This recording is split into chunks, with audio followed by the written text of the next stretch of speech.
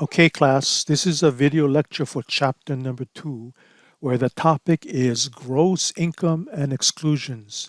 This video is just an introduction to the chapter, and we'll have more videos going into details for income that is subject to tax. So sometimes we call those inclusions, and income that's not subject to tax called exclusions.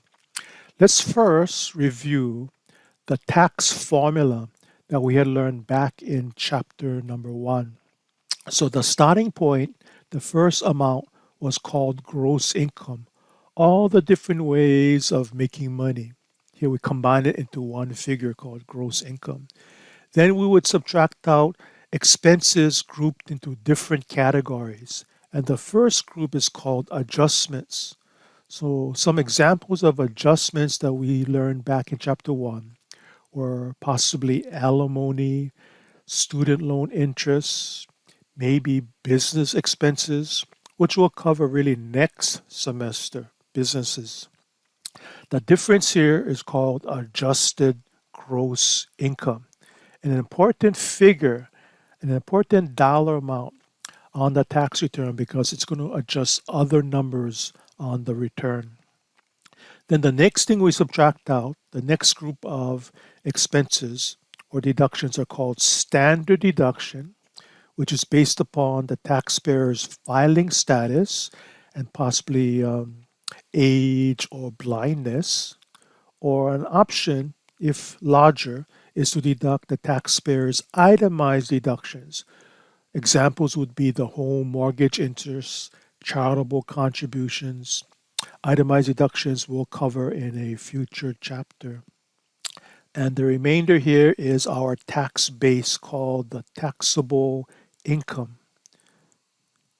to which we would multiply by tax rates, typically different tax percentages. And then we learned also in chapter 1, this is done through something called the tax table or the tax rate schedules. And that'll give us the tax for the whole year called the tax liability.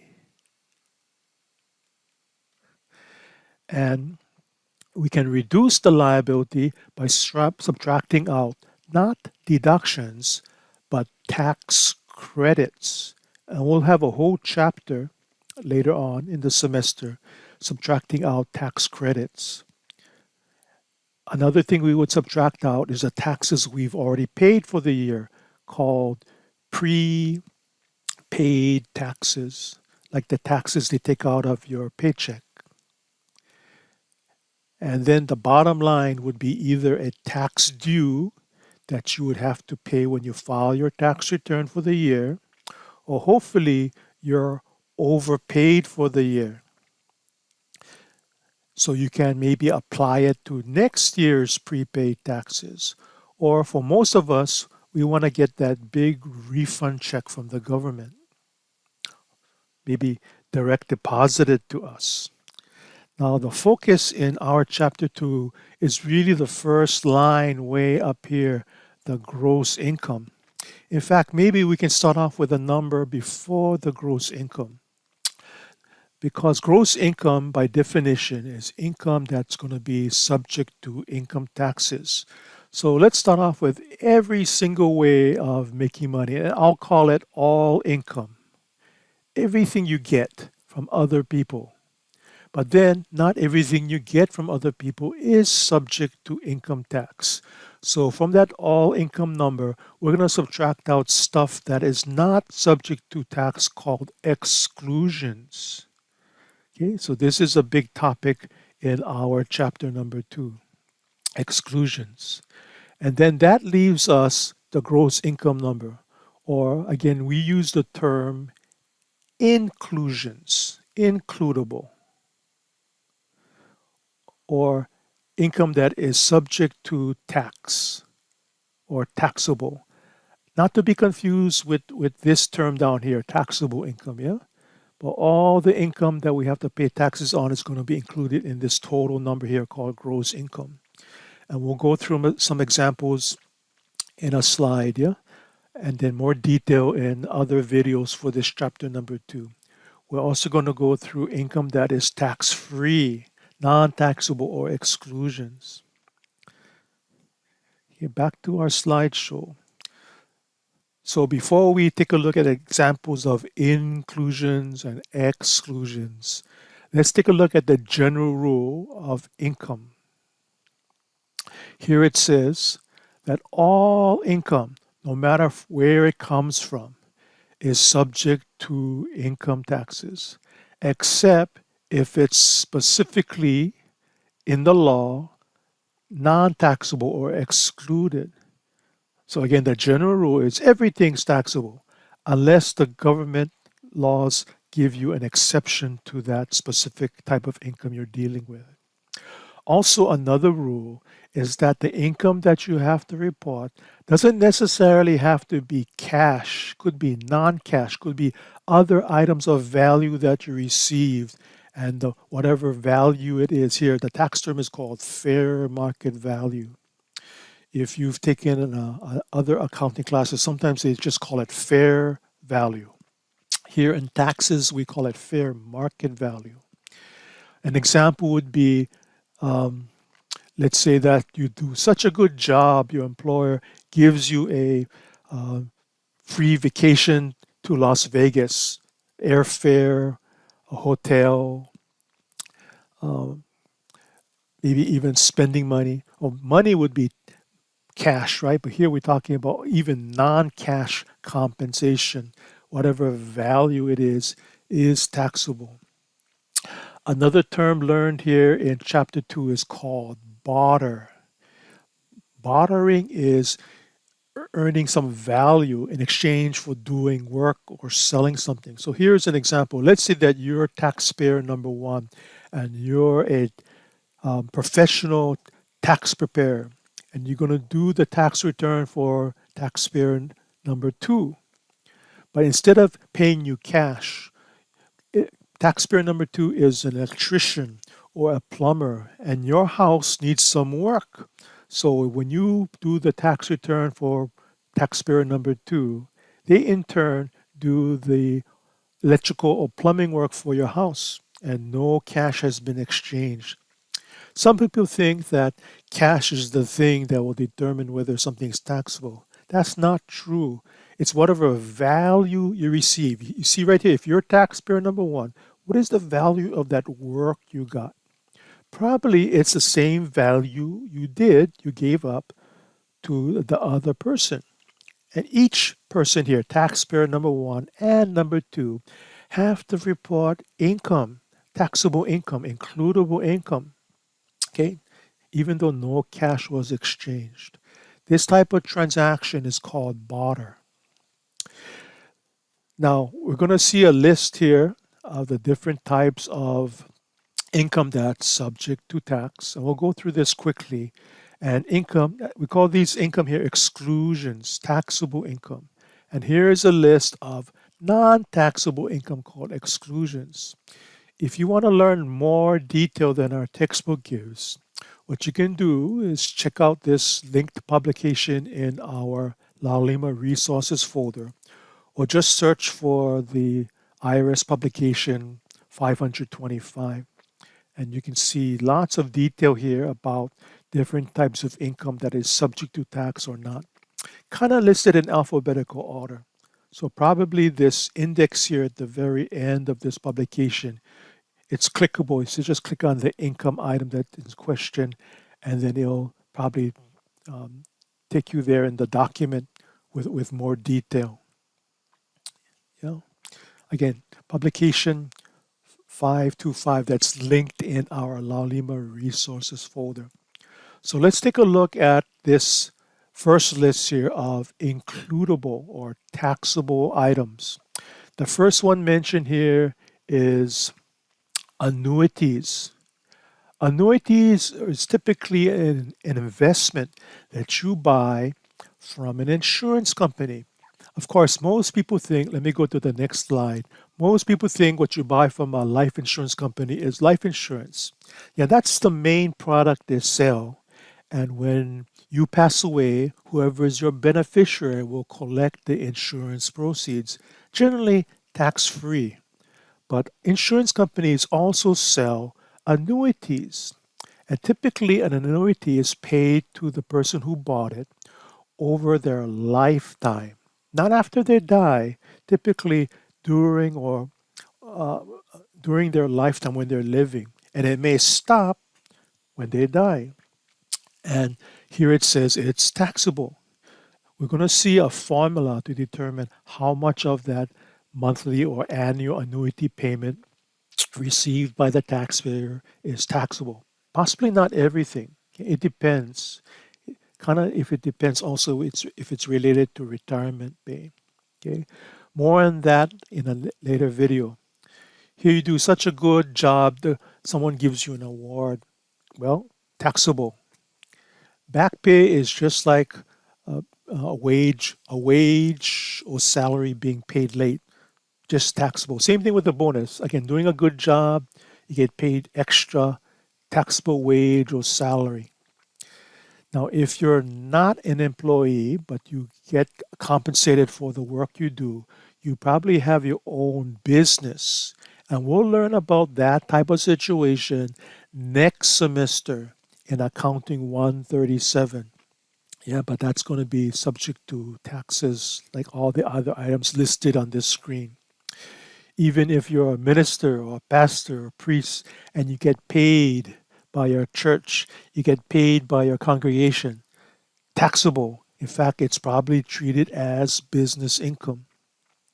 Now, if you get a housing allowance, a parsonage allowance, we'll see in the next screen that may be non-taxable. Commissions are taxable. If you're an employee receiving commissions, it's a wage or salary. If you have your own business, again, we'll save that as taxable income for next semester. Death benefits typically is just postponed income paid to the beneficiaries of whoever passed away. If the employee or person had been living and collected the money, it would be taxable. But here, uh, they passed away and it was paid off later on. Sometimes they call this income in respect of a decedent. Yeah, and whoever receives it has to pay taxes on that income. So next item, you borrowed money and you cannot pay it off, and whoever the lender was tells you, okay, we're not going to collect it, we forgive it. Well, that's nice, but you know what? You got to pay taxes on that money that you're not paying back. It's kind of a hard situation. If you don't have money to pay back the loan, now you have to pay taxes on that loan you didn't pay back. Okay, we'll talk more about that as a cancellation of debt income. You own stocks in a corporation or shares of a mutual fund or in an exchange traded fund. And these businesses, if profitable, they'll pay out part of their profits to the owners, to the stockholders or shareholders. That is dividend income. That's taxable. And we're going to learn there's a special calculation to calculate a lower tax rate for something called qualified dividends. Not the easiest calculation to do, and we'll see in a future chapter, we'll have the computer do it for us when we use the tax software. Okay, bonuses as an employee, just like your wage or salary, taxable income. Employee stock options is a little bit more complicated situation. It could be taxed as regular income or possibly at a lower rate like the dividend type of income we just mentioned. Estates and trusts are different types of entities that hold investments or collect income, and they may pay it out to beneficiaries, and that would be taxable. It's an advanced topic that we won't cover during this semester. A farm is just like a business, except maybe when you report income and when you deduct expenses, the timing could be different than most other businesses.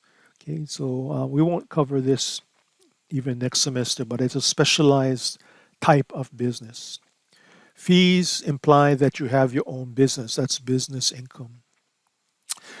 You're doing illegal activities, possibly selling illegal drugs or illegal gambling or more serious crimes. But any income you're making, still taxable. Um, the, the situation most people cite is the gangster Al Capone. He was into bootlegging, embezzling, prostitution, even murder. But he wasn't sent to prison for those items. He was sent to prison for evading taxes because he couldn't prove that he had paid taxes on all the assets, all the money he had. Gambling could be legal, like in Las Vegas, um, or illegal. In any case, gambling winnings are taxable. Now, gambling losses could be deductible, but you don't offset generally the winnings by the losses. It's a separate item. The losses are claimed separately, and the gross winnings are reported as taxable income. So let's say you have a hobby like arts and crafts, or maybe a small garden in the back of your house, and you give stuff away to your friends and family and sell some of it to make a small amount of income. Well, all of that income is taxable. And the hard thing is, if you have a hobby income, your hobby expenses usually are not fully, if at all, deductible, not treated like a business situation. You got an incentive award. Awards are generally taxable. We'll talk about interest income being taxable in another video, except in the case where the interest is coming from something called a mutual, municipal bond. So you get called to jury duty and they give you a so-called per diem. That's going to be such a small amount, but still going to be taxable. Possibly the mileage they give you, that's tax-free, but the per diem amount, the per day payment is taxable. Being a notary and you collect fees, that's just like your own business, taxable income. Pensions, generally taxable. There may be situations, part of it is non-taxable. Retirement pay here, generally the same thing. Most times it's taxable. There could be part of it that's non-taxable, and we'll learn about that in a future video, possibly another chapter. Prizes. You enter a contest and you win a prize, taxable. Punitive damages. So you're in a court case and you're suing for damages.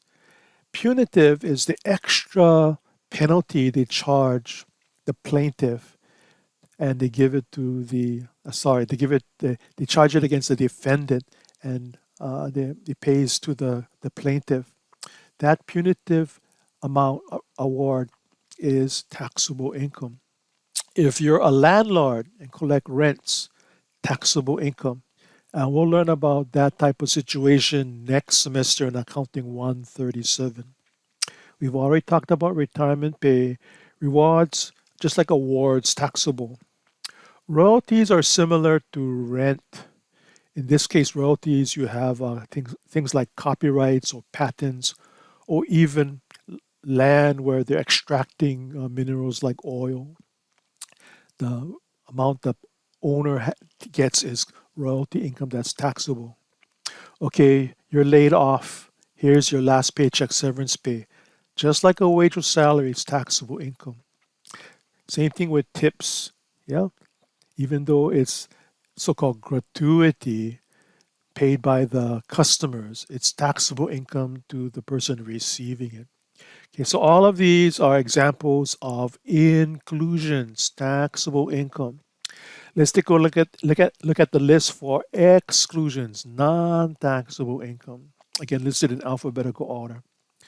This first one, accident insurance proceeds, is not clear, but typically if you get into an accident and you get money for physical injuries to your body, that amount you receive is tax-free. If you receive alimony and the divorce or um, separation agreement was before 2019.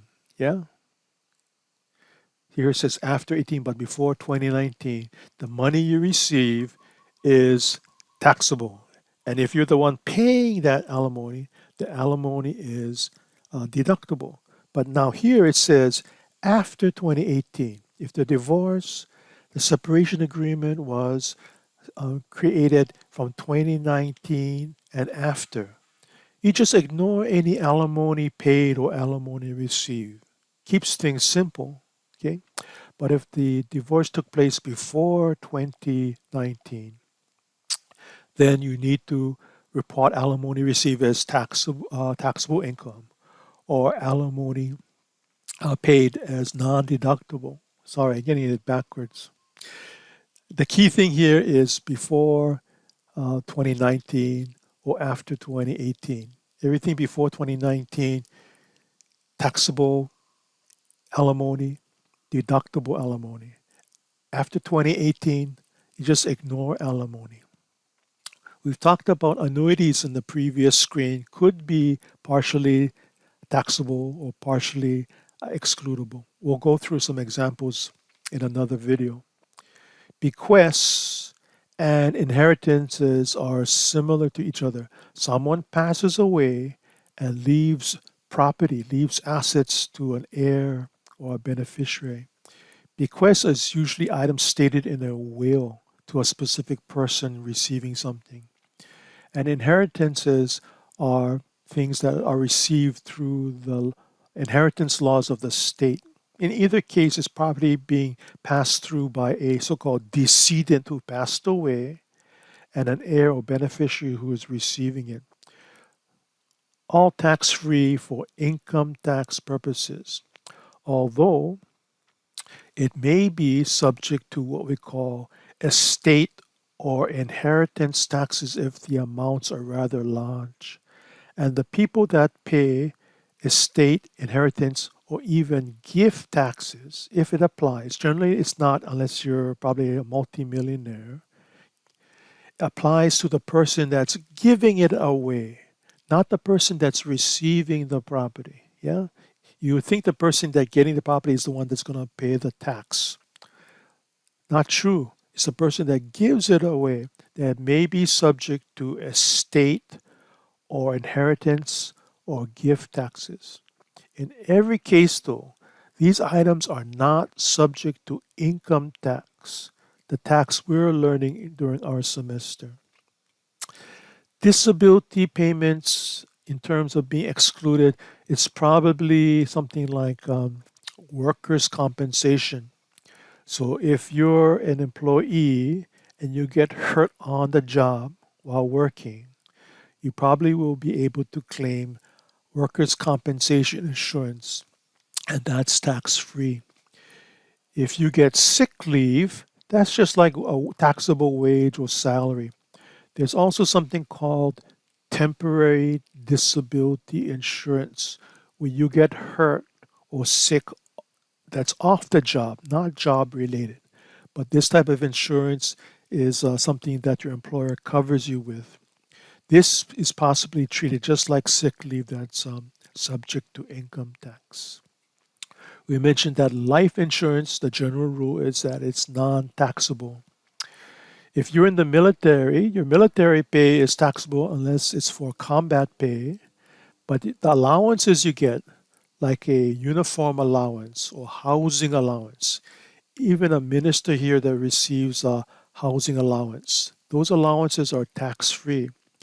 And a double benefit would be if these people use their housing allowance to pay off a mortgage, possibly the mortgage interest could be deducted as a itemized deduction, but the allowance is still tax-free. I mentioned the term municipal bond interest. Yeah, you buy a bond that pays interest, and the bond you bought is issued by a municipality, like a state government or county or city government. Those types of interest is generally tax-free. Recently, we had the Olympics, and a few years ago, the medal they got, the gold, silver, or bronze medal, the Fair market value was a taxable item. So can you imagine the gold medal? It's worth a lot, right? Just the the intrinsic value of gold. Bronze medals are kind of cheap, even though it represents something of value. The medal value itself of bronze, a dollar, a couple of dollars. They also receive cash awards. Under federal law, these prizes are tax-free, at least for federal law. I don't think under state. Depends on the state if they adopt the same rules as federal. Relocation payments, moving and they get reimbursed for that, generally is taxable unless you're in the military. Okay, so this is kind of a rule in transit, rule that's temporary, that may change in a few years from now. But right now, most people cannot deduct moving expenses, and if they get some type of moving allowance, if not in the military, that allowance is taxable. Most people think that scholarships are tax-free. Yeah, if you spend it on school-related qualifying costs like tuition and books and supplies, maybe in a computer. But if you use your scholarship for things that are like room and board or airfare to go to school, those are taxable uses of the scholarship. It's still nice to get it, but that's going to be subject to tax. Social Security, the general rule is that it's tax-free. But if you have other types of income, that may create the Social Security benefits to be taxable up to a limit of 85% of your Social Security benefits could be subject to income tax. So we'll talk about a formula of how to calculate what's taxable. The rule for veterans benefits, VA benefits, tax-free. If the taxpayer receives welfare benefits, food stamps or SNAP, some type of rental allowance from the government, those are tax-free benefits. And again, we talked about workers' compensation. Let's stop here and go ahead and continue into the next video where we talk about the most common type of income. That's wages or salaries, and maybe the related fringe benefits the taxpayer would receive.